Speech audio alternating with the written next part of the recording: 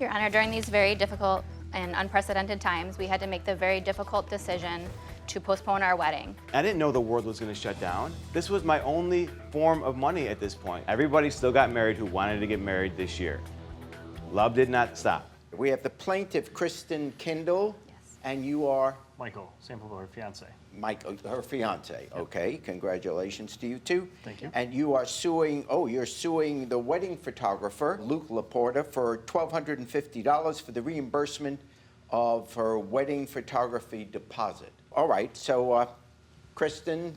Your Honor, during these very difficult and unprecedented times, we had to make the very difficult decision to postpone our wedding. Our former photographer, Luke, made that decision even more difficult by refusing to work with us.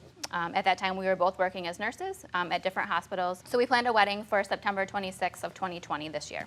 Okay. We found Luke on social media, so we decided to move forward and signed a contract with Luke in September of 2019 to photograph our wedding in September. And the contract was for how much? So total $2,500, okay. And it required a 50% deposit, so $1,250 we paid him. Fast forward a little bit to January of 2020, Michael started a job as a firefighter. At the same time, coincidentally, was when COVID really started to ramp up. Right. So you're both first responders? Yes. Yeah. Aside from the lawsuit, thank you for your service there.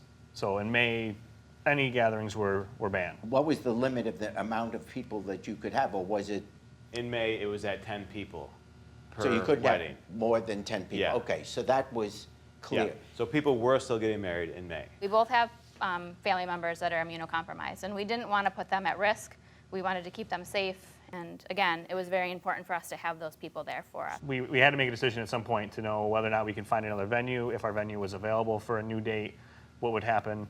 So we reached out to all of our vendors. At our wedding, we were using multiple food trucks instead of a single caterer. So when we reached out to all the vendors, including Luke, his first response when we told him our new venue was he loves Wren's Roost was the new venue. Yeah. You said, hey, Luke, unfortunately, Michael and I are considering postponing our wedding in September with our jobs and the unpredictability with all that's going on.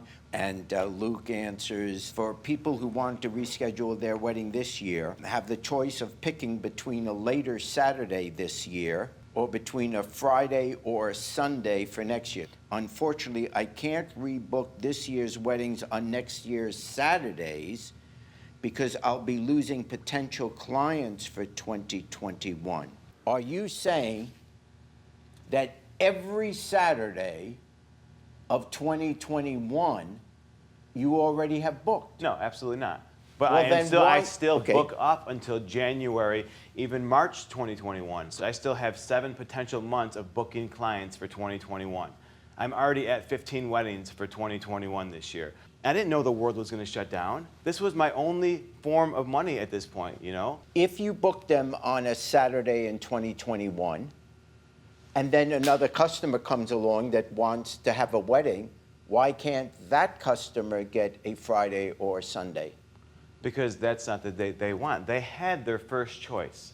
They can't get first choice again. If you sign a contract that states very clearly, if you change this date, I have the right to reserve the agreement.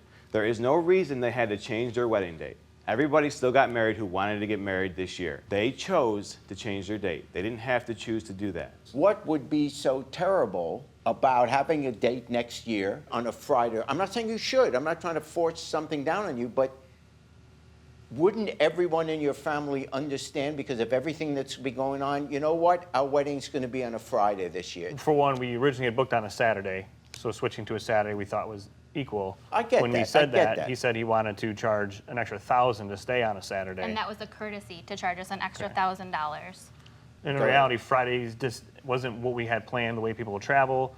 Sunday is the similar way where people probably have to take off Monday. Luke also tried to dictate, though, when our wedding would be. Like, in my opinion, why is it somebody else's decision when I get married? It's my wedding. Have you already taken pictures? Yeah, I took engagement photos for them. It was a nice shoot. They brought their dogs along. Oh, I see the pictures Yeah, here. they're right here. The contract says that if you're not going ahead with him in the wedding, you Your lose Honor, the if I may. deposit. Now, certain things a contract cannot do, no matter how solid the contract is. You cannot contract to do something that is illegal. So if I listen to the exact wording of the contract, It clearly is putting them in a position that on the biggest day of their life, it'll be pushing them into doing something which is against public policy. The decision that I think is fair is you are suing because you want the total refund back. He, in fairness, has already done work.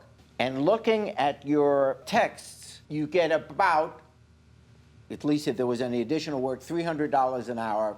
Correct. So he's entitled to be paid for the $900. If nothing else, the fact is you're entitled to be paid $900 for the work you've done. Mm-hmm. They sued for $1,250, the full refund back. I am going to say that they get back their refund minus the work that you've already put in. So therefore, my final ruling is for the plaintiff in the sum of $350.